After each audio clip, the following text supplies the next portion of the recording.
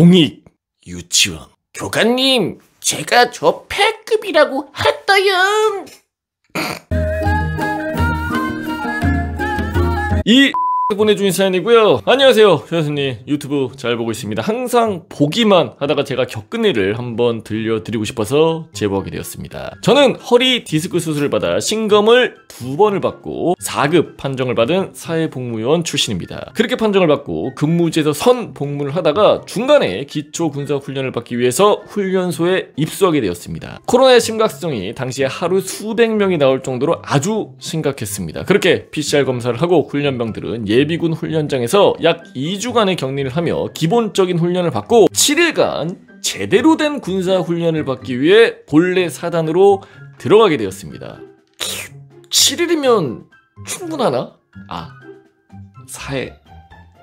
그렇게 들어와서 처음으로 각계전투 훈련을 받게 되었고 사건의 발단은 바로 다음날 시작됩니다. 이제 하루 일과를 마치고 다음날 훈련 일정을 위해서 개인 정비를 하고 있었는데 갑자기 스피커에서 저를 포함한 4명의 훈련병을 행정반으로 부르는 게 아니겠습니까? 그래서 저는 나를 왜 부르지? 하는 마음으로 가게 되었는데 저희를 부른 교관의 표정이 심상치 않았습니다. 표정을 보자마자 저희 4명은 무슨 일이 생겼구나, 불안한데 하면서 교관 앞에 서게 되었습니다. 그런데 교관이 갑자기 저희 보고 야, 너희들이 그 불효자 훈련병 괴롭혔냐? 라고 하더군요. 저는 깜짝 놀래가지고 아닙니다, 괴롭힌 적 없습니다 라고 말했고 교관은 자신이 직접 들은 얘기가 있다면서 하나하나 설명을 하기 시작했습니다. 교관이 한 얘기는 저희가 빨래도 대신 시키고 패급이라고 망신을 주었으며 자신을 힘들게 못 살게 했다는 것이었습니다. 같이 끌려온 다른 훈련병들의 상황은 잘 모르겠지만 저는 적잖이 당황을 했는데요. 얘기를 들어보니 사단에 들어와서의 얘기가 아니라 2주간 격리를 하던 시기에 발생한 일을 얘기하는 것이었는데 제가 당황한 이유는 애초에 그 훈련병과 저는 전혀 다른 생활관이었고 빨래도 세탁기를 사용하는 시간이 생활관별로 정해져 있어서 시키려고 해도 시키지도 못하는 상황이었으며 패급이라는 건 저희 생활관이 2명밖에 되지 않다 보니 앞 생활관과 점호 시간에만 같이 점호를 받기 위해 합쳐지곤 했는데 그러다 보니 앞 생활관 훈련병들과 많이 친해졌고 그때 당시 부르자씨 혹시 패급이세요? 하면서 서로 웃고 떠든 게 전부였습니다. 분명히 그때는 같이 웃고 떠들고 했으면서 나중에 와서는 패급이라고 놀렸다고 얘기를 해버린 것이었습니다. 저는 정말 억울해서 괴롭히고 그런 적 없다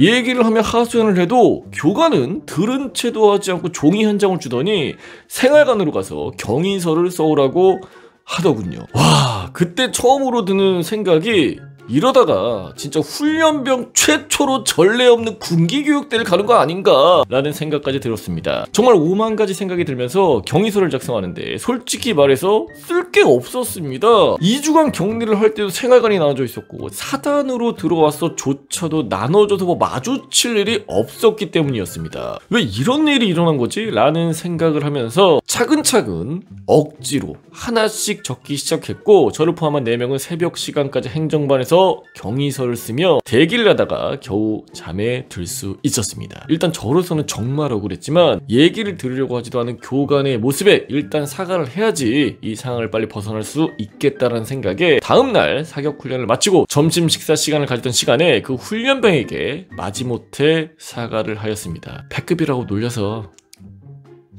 정말 미안하다. 근데 여기서 너도 같이 울고 떠들지 않았냐? 라고 하면 급발진하면서 상황이 터질 것 같아서 이러지도 저러지도 못하고 그냥 연신 사과만 했습니다. 그러다가 근데 그 빨래는 정말 내가 시킨 적이 없는데 어떻게 된 거냐? 라면서 물어봤는데 그 훈련병이 말하기를 다른 훈련병들 얘기를 하면서 나오게 됐는데 그게 포함돼서 알아들은 것 같다. 그냥 줄줄이 비엔나 그냥 묶여가는 거야. 전우잖아. 그냥 한 방에 가는 거야. 영창 가세요. 라고 얘기를 하더군요.